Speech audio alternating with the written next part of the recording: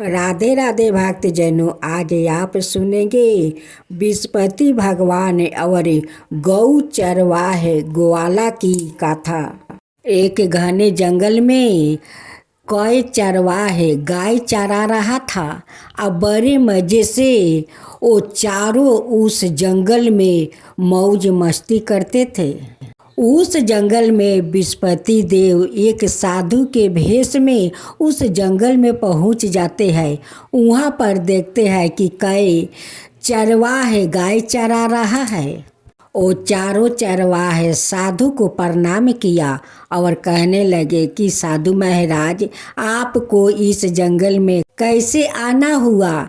साधु महाराज कहते हैं कि बच्चों, तुम लोग के देखा कि इस जंगल में गाय चरा रहे हो, उसलिए तुम्हारा पास चले आए। चरवाह कहता है कि महाराज, सुबह से तो हम लोग गाय चराते हैं, लेकिन इस समय तो बीतता नहीं है। चरवाह कहने लगे कि महाराज, आप तो संत हैं, आप बहुत सारे अनोखी कहानी जानते होंगे। एक ऐसा हम लोग के अनोखी कहानी सुनाइए कि हम लोग का दिन बीत जाए और हम लोग अपना घर चले जाए। साधु महाराज कहते हैं कि ऐसा बात है तो ठीक है बच्चों, मैं तुम लोग का एक ऐसा अनोखी कहानी सुनाऊंगा। वो अनोखी कहानी होगा बृहस्पति देव और एक साहूकार और साहूकारनी का। एक साहूकार था, उनका बहुत बड़ा व्यापारी था। वो जितना कमाता है उतना ही गरीब में वो लुटाता है। सारे गरीब दुखिया को घर पर बुलाकर भोजन भी करवाता है, दान पुण्य भी करता है। अच्छा महाराज, इतना सारे धन वो गरीब में बांट देते हैं तो साहूकारनी कुछ नहीं कहती है। महाराज जी कहते हैं कि हाँ बच्चों, वो कहती है। साहूकार का एक बेटी थी। साहूकार एक दिन अपना बेटी को लेकर वो बाहर में चले जाते हैं। जाने के बाद बृहस्पति देव उनकी घर पधारते हैं और साहूकारनी से भिक्षा मांगते हैं। साहूकारनी घर से निकलती है तो क्या कहती है बच्चों, जानते हो? क्या कहती है महाराज? संत जी कहते हैं कि सुनो बच्चों, साहूकारनी बहुत कंजूस थी, कभी गरीब को एक दाना भी नहीं देती थी। साहूकार जी देते थे तो उनकी अच्छा नहीं लगता था, वो पसंद नहीं करती थी। कहती है कि हे महाराज, मेरा पति तो सारा धन लुटा देता है, लेकिन धन लुटाते हुए मुझे अच्छा नहीं लगता है। आप ऐसा कीजिए कि कोई मुझे उपाय बता दीजिए कि धन मेरा सारा नष्ट हो जाए और मेरे पति किसी को एक दाना भी ना दे पाए। तब क्या हुआ महाराज? महाराज जी कहते हैं कि बच्चों, जो साहूकारनी चाहती है वही हुआ। संत जी कहते हैं कि सभी धन के लिए और पुत्रा के लिए लालायित रहते हैं। आया पे कैसी विचित्रा औरत हो कि अपना धन संपत्ति सब नष्ट करना चाहती हो। साहूकारनी कहती है कि ऐसा धन से क्या मतलब है कि मेरा पति सारा धन लुटा देता है, ऐसे लुटाते हुए मुझे अच्छा नहीं लगता है। फिर चरवाह पूछते हैं कि महात्मा जी, साहूकारनी का धन नष्ट हो गया? महाराज जी कहते हैं कि हाँ, बृहस्पति देव जी उन्हें बताया कि देखो, जब तुम धन नष्ट करना ही चाहती हो तो एक काम करो। बृहस्पतिवार के दिन अपना मिट्टी से बाल धोना, अपना घर में ही कपड़ा धोना और अपना पति को बोलना हजामत करने के लिए, और मांस मदिरा घर में ही खाना। कुछ कुआं खोदवा देना, कुछ कुंवारी लड़की को विवाह करवा देना और बाग बगीचा लगवा देना ऐसे करने से तुम्हारा धन भी नष्ट हो जाएगा और तुम परलोक भी सिधार जाओगी। लेकिन साहूकारनी का तो पता नहीं न था कि साक्षात वही तो विस्पति देव है। साधु के कहे अनुसार साहूकारनी वैसा ही किया। उनकी सारा धन नष्ट हो गया और साहूकारनी परलोक सिधार गई। तब फिर चरवाह कहते हैं कि जब साहूकार जी लौट कर घर आए तब क्या हुआ महाराज जी। सुनो बच्चों, जब साहूकार अपना बेटी को लेकर लौटे तो आकर देखता है कि उनकी कुछ भी नहीं है। साहूकार रोया धोया और अपना बेटी को लेकर दूसरा गांव चला गया। गांव में जाकर एक टूटे झोपड़ी में वो साहूकार रहने लगा और उनकी बेटी अपना बेटी को समझा बुझा कर उस टूटे हुए झोपड़ी में रख देता था। और जंगल में साहूकार जी लकड़ी काटने चले जाते थे। वो जंगल में लकड़ी काटता और शहर में ले जाकर बेचता था। जितना पैसा में साहूकार लकड़ी बेचता था उससे उनका गुजारा नहीं होता था। अपना बेटी का नहीं एक वस्तु दे पा रहा था और नहीं पेट भर कर भोजन। एक दिन साहूकार का बेटी का रसगुल्ला खाने का मन हुआ। अपना पिताजी से कहती है कि पिताजी मुझे रसगुल्ला खाने का मन करता है। पिताजी अपना बेटी को बात सुनकर उनकी आंख में आंसू भर आता है और कहते हैं कि बेटी इतना तो मेरे पास पैसा नहीं है कि तुम्हारे लिए मैं रसगुल्ला ले आऊं। साहूकार फिर से अपना बेटी को समझा बुझा कर चले जाते हैं। एक ब्रिज के पास बैठकर वो रो रहा था। उसी समय विस्पति भगवान साधु भेष में वहाँ आते हैं और साहूकार जी से पूछते हैं कि बेटा तुम क्यों रो रहे हो, क्या हुआ। अब साहूकार जी कहते हैं कि महाराज आप सब कुछ जान बूझकर फिर भी पूछते हैं कि मेरा क्या हुआ। मेरा तो सारा धन संपत्ति नष्ट हो गया। आज मेरी बेटी एक रसगुल्ला मांग रही है, उसे मैं एक रसगुल्ला आन कर दे नहीं पा रहा हूँ। एक झोपड़ी में मेरी बेटी पड़ी रहती है। इसी कारण मैं रो रहा हूँ कि मैं क्या करूँ कि अपना बेटी को एक रसगुल्ला लाकर दे सकूँ।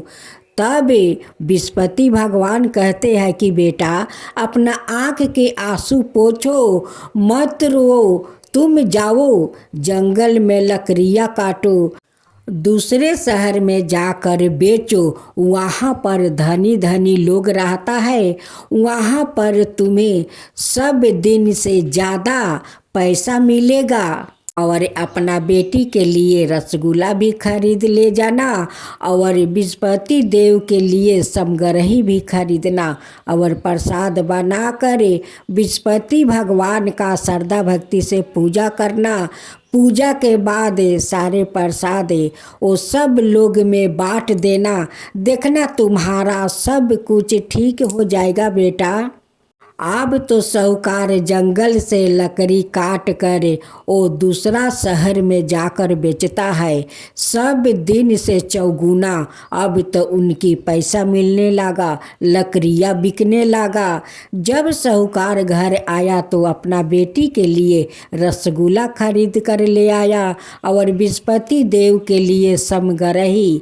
घर पर आकर वो प्रसाद बनाया, विस्पति भगवान का श्रद्धा भक्ति से पूजा किया। अब पूजा के बाद सारे प्रसाद सब लोग में बांट दिया। अब तो साहूकार का अच्छा दिन लौटने लगा।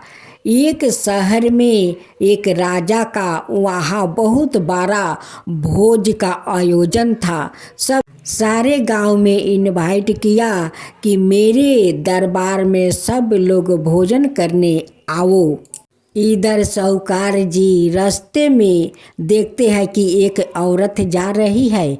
उसे बुला कर कहते हैं कि बहन मुझे 4 पैसा के चने और गुड़ आन दो।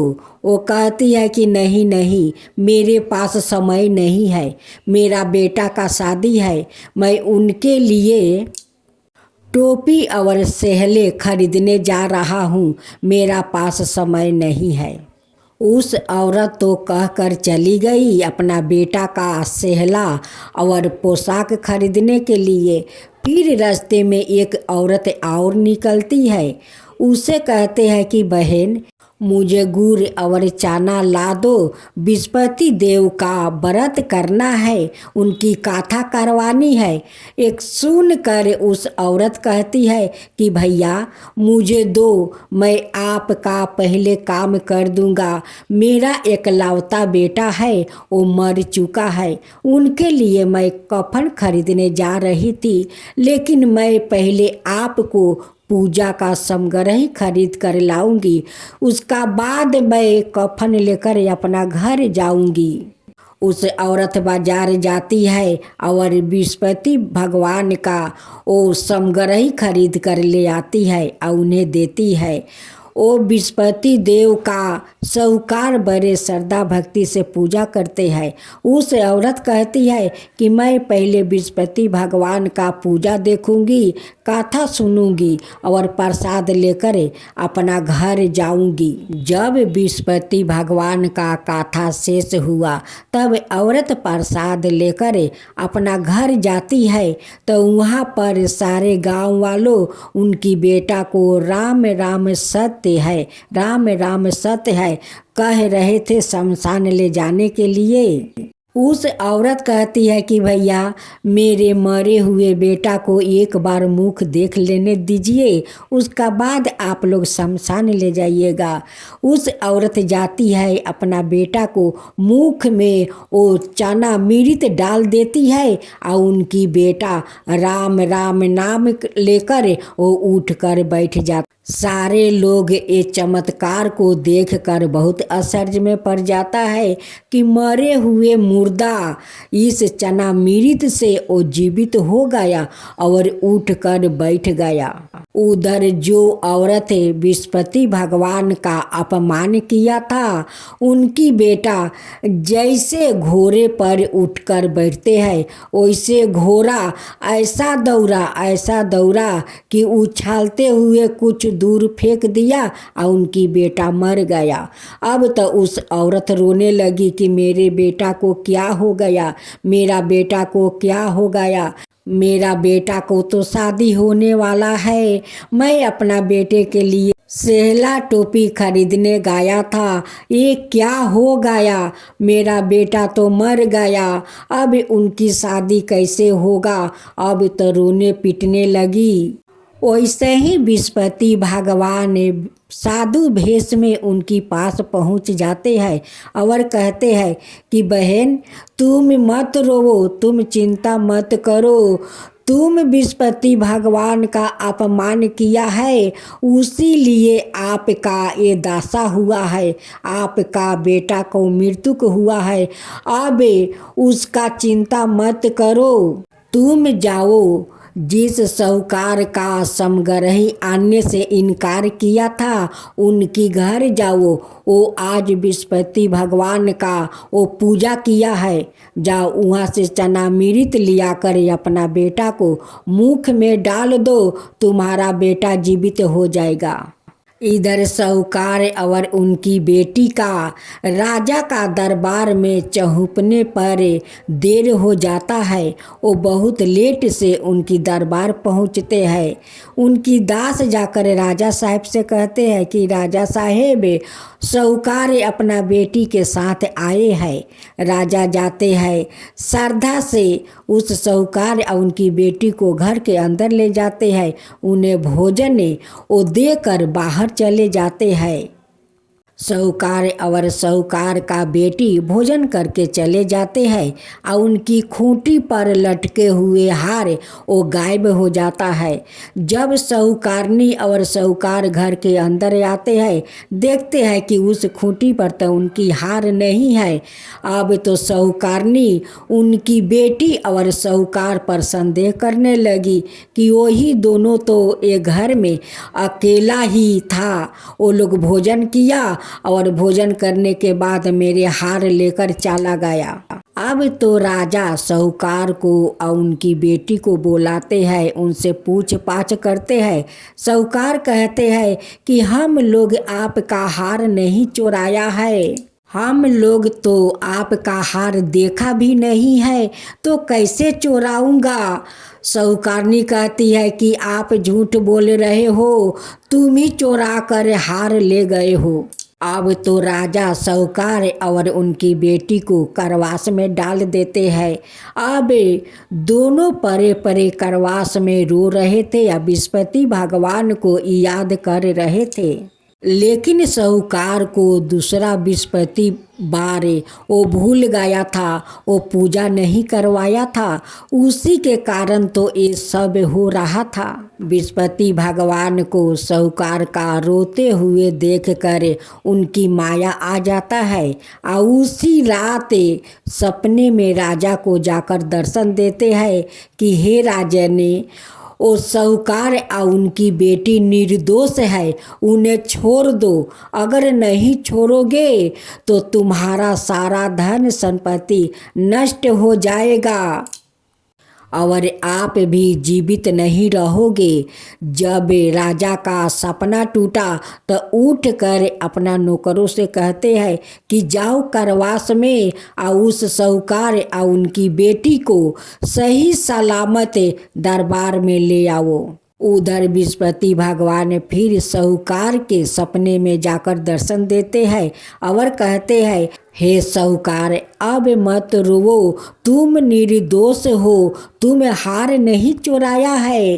रानी का हार उसी खूंटी पर लटका हुआ है। जब राजा और रानी अंदर जाते हैं तो देखते हैं कि घर के अंदर उसी खूंटी पर उनकी हार लटका हुआ है।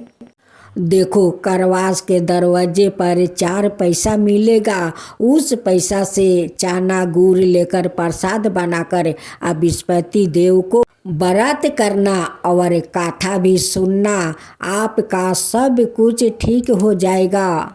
राजा साहूकार का बेटी का धन संपत्ति दहेज में देकर ऊंचे कुल में उनकी शादी करवा देते हैं और साहूकार का इज्जत सम्मान से उन्हें धन संपत्ति देकर उनकी घर पहुंचा देते हैं। चारों चरवाह का कितना भाग तेज था कि साक्षात विस्पति देव वो चारों चरवाह का वो अपना ही कहानी सुनाया। कब सुबह से शाम हो गया, चारों चरवाह का पता नहीं चला। शाम हो गया, चरवाह अपना गाय लेकर वो घर गया। अब विस्पति देव अंतर ध्यान हो गए तो कथा यही पर समाप्त हुआ। तो बोलो बृहस्पति भगवान की जय, बृहस्पति देव की जय। ओम जय बृहस्पति देवा, जय बृहस्पति देवा। चीनी चीनी भोग लगाऊं के दली फल मेवा। ओम जय बृहस्पति देवा, जय बृहस्पति देवा। तुम पुराण परिमत माँ, तुम अंतर्यामी। जगत पिता जगदीश्वर, तुम ही सबके स्वामी। ओम जय बृहस्पति देवा, जय बृहस्पति देवा। चरणामृत निज निर्मल सबके पातक हरता सकल मनोरथ दायक कृपा करो भक्तो। ओम जय विष्णुपति देवा जय विष्णुपति देवा। तन मन धन अर्पण कर जो जन शरण पारे प्रभु प्रकट तब हो करे आकर दुआरे खरे। ओम जय विष्णुपति देवा जय विष्णुपति देवा। दीन दयाल दया निधि भक्तन हितकारी पापी दोष सब हरता भाव बंधन हारी। ओम जय विष्णुपति देवा जय विष्णुपति देवा। सकल मनोरथ दायक सब संशय हरो विषय विकार मिटाओ संतन सुखकारी। ओम जय विष्णुपति देवा जय विष्णुपति देवा। जो कोई आरती तेरी प्रेम सहित गावे जेठाय नंदय नंदन कर सो निश्चय पावे। ओम जय विष्णुपति देवा जय विष्णुपति देवा। सब मिलकर बोलो विष्णुपति भगवान की जय विष्णुपति देव की जय।